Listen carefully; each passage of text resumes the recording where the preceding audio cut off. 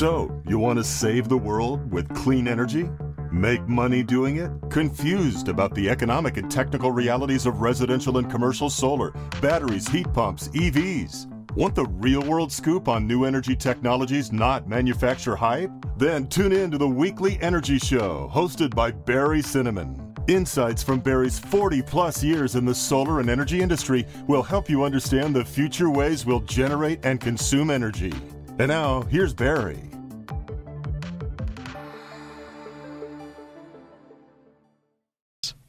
Welcome to today's Energy Show. On this week's show, we're talking about the solar coaster. Now, the solar coaster is a term that refers to the fact that the solar industry has a lot of ups and downs, like a roller coaster. We have boom times and bust times, and sometimes the bust times are followed by more bust times, and sometimes the booms just keep going. But these booms and bust affects different segments of the industry differently, and we're kind of going into one of those cycles right now. So here's a brief history of the solar coaster in photovoltaics that I directly recall. And from 1999 to 2000, there was this whole thing called the Y2K rush. Everybody was trying to install battery backup systems because they were worried about the world's computer systems crashing. By 2000, the rush was over, the industry slowed down. Then 2001, the energy crisis kicked in, helped by Enron. The rates went up, incentives went up, and there was a lot of business for installers and manufacturers in California. Boom time. Then 2004, the silicon shortage hit. Great for manufacturers. Some of them doubled their prices of solar panels, but terrible for installers because the price of the most expensive product kept going up. By 2008, prices started dropping again, and this was good for customers. And by 2010, the prices had gotten so low that module manufacturers were sometimes selling at low margins, negative margins. That was good for customers. Now, we're seeing some of that happen again, 2016, 2017. The solar panel prices are down really low, and many module companies are exiting the market because they're losing money. More about that later. So I have some quotes from Charles Dickens' A Tale of Two Cities. It just really makes me think a lot about the solar industry. He must have been thinking about that in the 1800s. It was the best of times. It was the worst of times. It was the age of wisdom. It was the age of foolishness. It was the epoch of belief. It was the epoch of incredulity. It was a season of light. It was a season of darkness. It was the spring of hope. It was the winter of despair. So now it was the best of times. Solar equipment prices have never been this low. The average is about $3.50 to $3 a watt for a 6-kilowatt system. The solar investment tax credit's good through 2021. Solar's reliable. It's cost effective. 260,000 people work in the solar industry. Over 1 million homeowners have solar. That's the best of times. But for some people and some companies, it's the worst of times, especially for companies that are going bankrupt or downsizing. There's 3 big ones this year so far: Sungevity, Suniva, SolarWorld, and SolarCity. The biggest was absorbed into Tesla because they really weren't profitable. And now, unfortunately, SolarCity is dramatically downsizing from their former glory.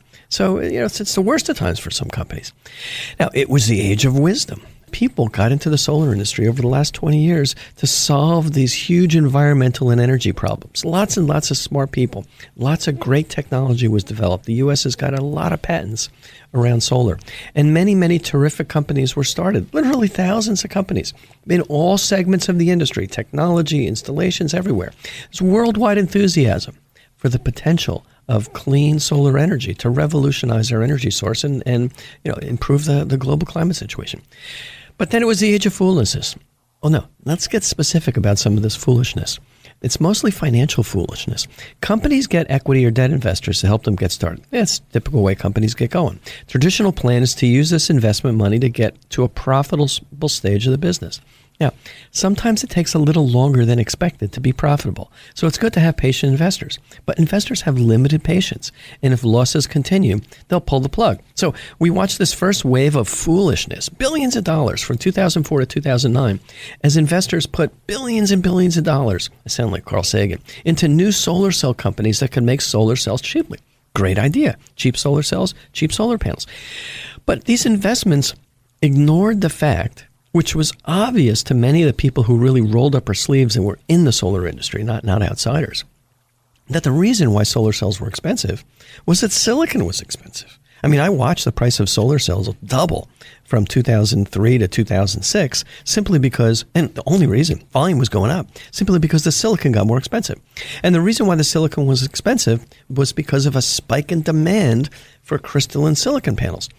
Now, you can kind of look at the whole situation of silicon manufacturing. When the capacity for manufacturing the silicon caught up to demand, silicon costs went down again, and traditional solar cells got cheaper. It takes like 2, 3, 4 years to build a silicon factory. Once they're done, they crank out stuff really, really cheap. So all the companies that were investing in solar cells that didn't use silicon or only used a tiny bit of silicon, their whole raison d'etre disappeared. Unisolar, Nanosolar, Mia Solar, Cylindra, many others with thin film solar technologies tanked when they couldn't reduce their cost as fast as traditional silicon cells. Now, these silicon cells and silicon panels, they're down, in quantity in the mid 30 cents a watt, 40 cents a watt. 40 cents a watt is profitable to make solar panels.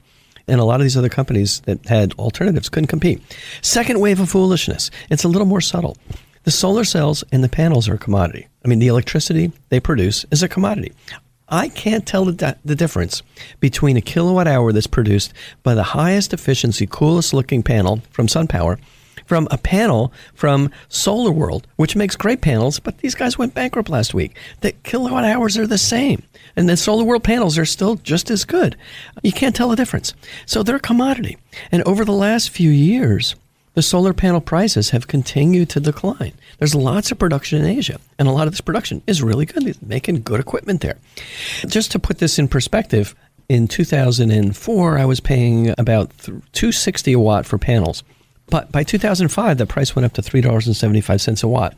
In 2012, it started coming down again. 2008, 2010, 2012. In 2012, a solar panel was selling for about $1.20 a watt. Now, some were more expensive than others, but that's kind of the average. Now, in quantity, they're less than 50 cents a watt.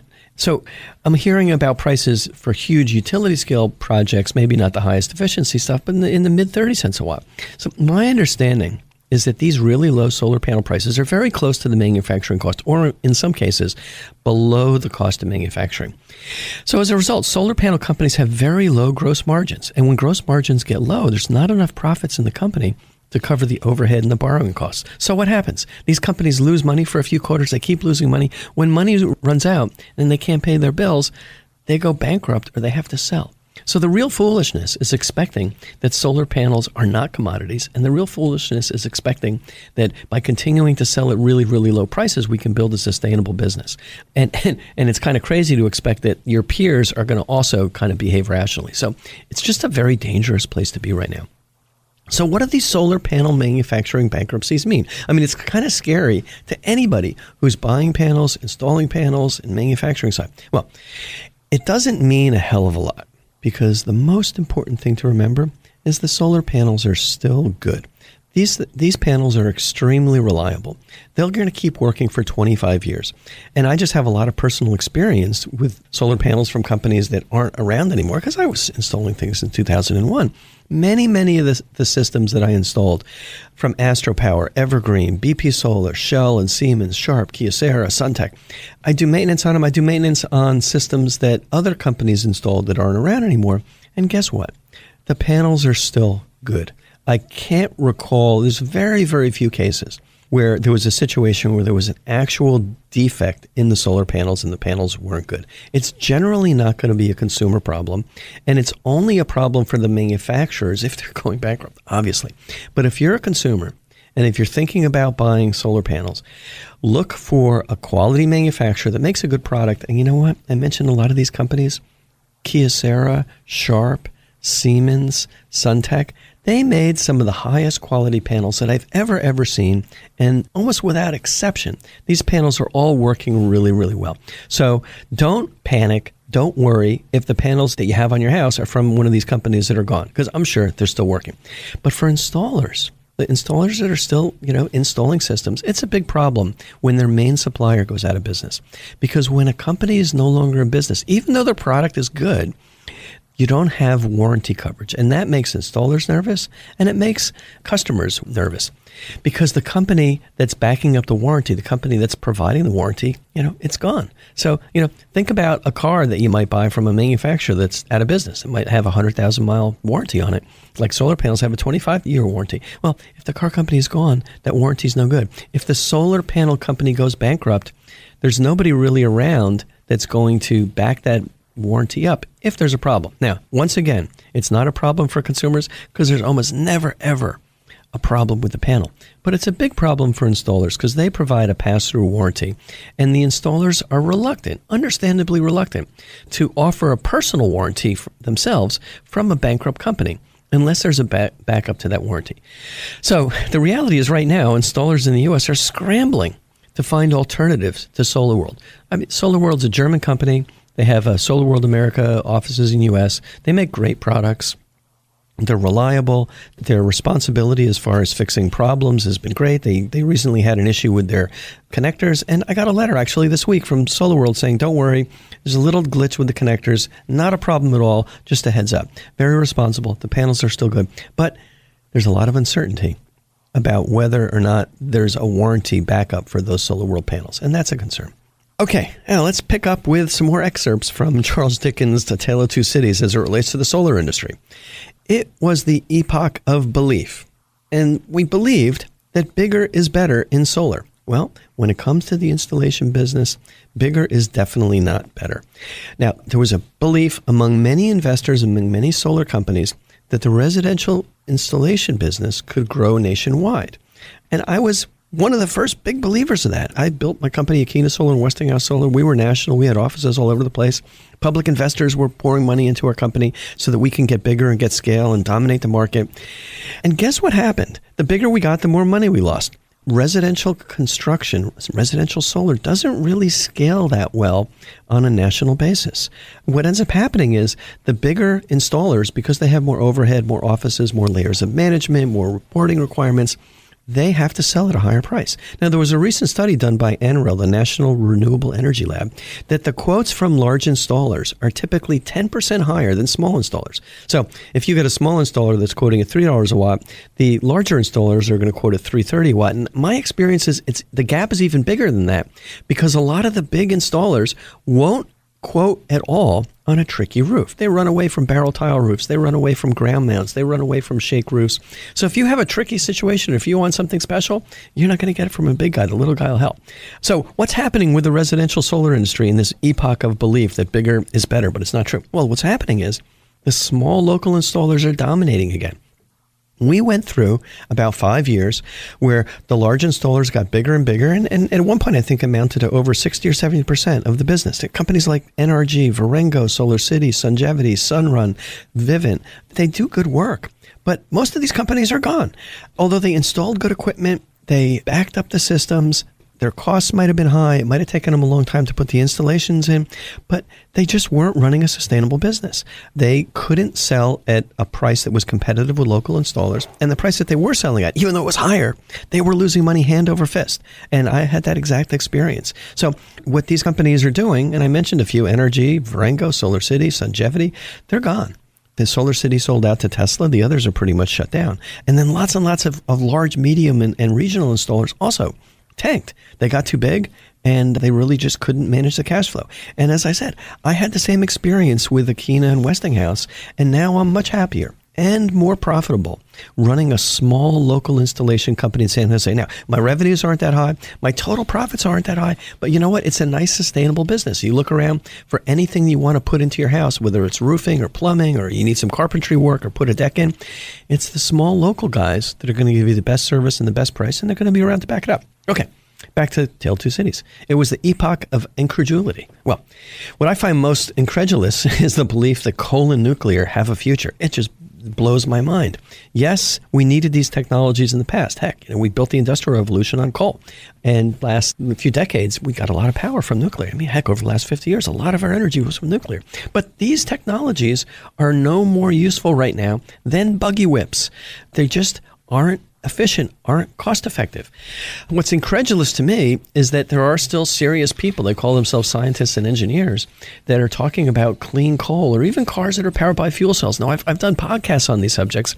I mean, I'm not a super expert on them, but heck, you just kind of look at the costs, the technology, the basics. You look at the thermodynamic principles, the energy that comes out divided by the energy that goes in, and the cost of that energy that goes in, and the amount of money that you can sell that energy that comes out. And the thermodynamic principles clearly show that technologies like clean coal, even car fuel cells, they don't pencil out in the real world when you have cheap wind and solar. and battery storage. And the same thing for nuclear. I mean, nuclear works, but it's just more expensive than gas, than solar and wind. It just costs more. So what's happening? Utilities aren't putting it in. Okay. So it was the season of light.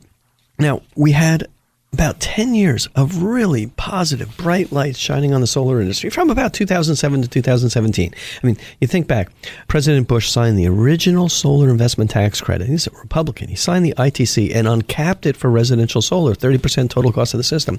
He uncapped it. That tax credit and uncapping it for the residential industry was probably the best thing that could have happened for the residential solar industry. And it's been a boon to homeowners, and it's been great for small installers putting in system.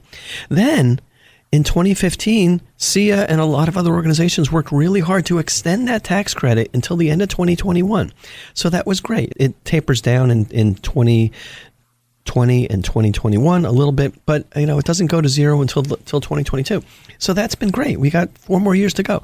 And the Clean Power Plan, it was going to be a terrific thing. I mean, we were talking about putting in 500 million solar panels and cleaning up our country's electrical generation. Well, coming back to Charles Dickens here, it was the season of darkness.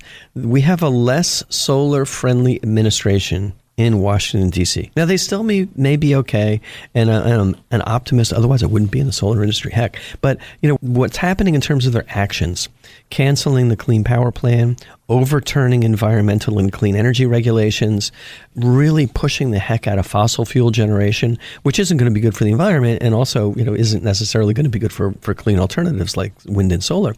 Big changes at the Environmental Protection Agency and the Department of Energy, where they're really downplaying renewable energy, downplaying climate change. It creates a big cloud over the industry from a policy standpoint. Now, hopefully it's not going to be a complete eclipse where things go dark. And I don't think that's going to happen because we still have, some really good fundamental economics for solar, and residential solar is going to continue to go in. But it could be a lot better. And we were looking at a situation that it was going to be a lot better. So let's continue on with Charles Dickens here. It was the spring of hope. Now, the spring of 2017, we hoped that the solar industry was going to do great. We hoped that the EPA and the DOE would not be negatively affected. We hoped that the U.S. would try to put unemployed coal miners back to work with the new energy forms, wind, solar, battery storage, things like that, deploying the technology. Now, it's too early to tell how these things are going to play out, but it doesn't look great so far. That's why I think we're going to have the winter of despair. It might be a very despairing winter. A black swan event is something that's surprising, has a major effect, and it's an extreme outlier. It's just really almost never happens. Well, it's something that is actually happening right now, and I'm talking about the new International Trade Commission action that Suniva, a U.S. manufacturer of solar panels, is putting in place. And they're trying to put a 40-cent a watt tariff on all solar cells and a 78-cent minimum price. What that effectively would mean is the price of solar panels would more than double immediately. And that's going to really mean that sales in the U.S. are going to slow down in all channels. It's going to clobber the sales in utility and big commercial systems, and it's also going to be bad for residential a little bit. Yeah, so this could be like a really, really rough winter. I am sympathetic and supportive because we've been installing Made in America panels for 2.5 years from a company called Oxen. I really do want to see U.S. manufacturing be built, but we have to come up with policies that make sense, and the blunt instrument of a tariff or a minimum price doesn't really help. When you kind of look back, 6 or 7 years ago, there was a dozen companies that were making solar panels in the U.S., and there's a number that were making solar cells. Guess what? Right now, there's only 2 or 3 left, and they're struggling. So these tariffs aren't having the effect that we wanted, which is to rebuild the U.S. manufacturing base. And there's ways to do that, and we can talk about that more. So this action that Suniva is taking at the International Trade Commission. I mean, ironically, Suniva filed for bankruptcy in April 2017, and then they right away filed an action against all U.S. importers of solar panels. So they're going to try and make all panels coming into the U.S. cost at least $1.18 a watt, unless things are made in the U.S. And there's really tough to make them in the U.S. because there's still going to be a tariff of 40 cents a watt on cells. So the net effect is that if this Suniva ITC action is successful, the cost of the panels is going to rise to about 3 times of what it is right now. And we're going to know what will happen in about 4 to 6 months, hoping that the case will go away, but it may not. So the winter of 2017 might be rough. But I don't want to end this week's show on a downer. I mean, we're talking about winter. We're talking about things that would be bad. There are very practical things that consumers and industry participants can do. First, for solar panel manufacturers and inverter manufacturers, whether you're making things overseas or in the U.S., the same thing's going to happen. So I would say focus on high quality. Focus on lowering your costs. If you have a product that's more expensive than others, it's got to provide really, really big benefits. The other thing is, I don't expect the situation to change immediately. So, kind of have to hunker down and be careful, at least to find out what happens with some of these uncertainties over the next 4 to 6 months. Now, for solar installers, the message is simple. Prices might go up. They might not, but they might. So how do you deal with that? You got to stay lean. You got to stay local. Don't expand too fast. Don't expand to the point where you can't downsize quickly to adjust to market conditions. So you have to make sure that your costs are kind of variable. Renting a lot of buildings, getting a lot of equipment, lots of locations, big investments like that, you can't downsize that quickly. Second thing is, make sure you've got backup supplies for your key components. If you only have one solar panel supplier or only one inverter supplier, make sure you've got a backup. Don't get tied to one manufacturer, because if they die, you can die. So you want to have options, and that's something that I've always done. Third, as far as customers looking for solar products, guess what? Don't worry. The current solar panels that you have on the roof are fine. The inverters are fine. And if you're working with a local company that has products, then make sure that they're going to sell you something that has a viable warranty on it. But those solar panels, heck, even if you just had Solar World solar panels installed last week, do not worry a bit, because I'm confident that those things are still going to work. Now, as far as finding a company to work with a local solar installer that's been in business for a while and can provide maintenance services. Because guess what? Your inverter, after 10 or 15 years, might need service. You might want somebody to come by and wash your panels after a 2 or 3 year period. Maybe there's some wiring that has to get tuned up. So don't worry if you're a consumer, if you're looking at solar for your home, and if you're in the solar installation or manufacturing business, just, be careful. All right. Well, that's all the time we have on this week's Energy Show. Thanks to all of our listeners for joining us today. And if you missed any of today's show, you can always go to our website at cinnamonsolar.com and listen to the podcasts. So, you want to save the world with clean energy? Make money doing it? Confused about the economic and technical realities of residential and commercial solar, batteries, heat pumps, EVs? Want the real-world scoop on new energy technologies, not manufacturer hype? Then tune in to the Weekly Energy Show, hosted by Barry Cinnamon. Insights from Barry's 40-plus years in the solar and energy industry will help you understand the future ways we'll generate and consume energy. And now, here's Barry.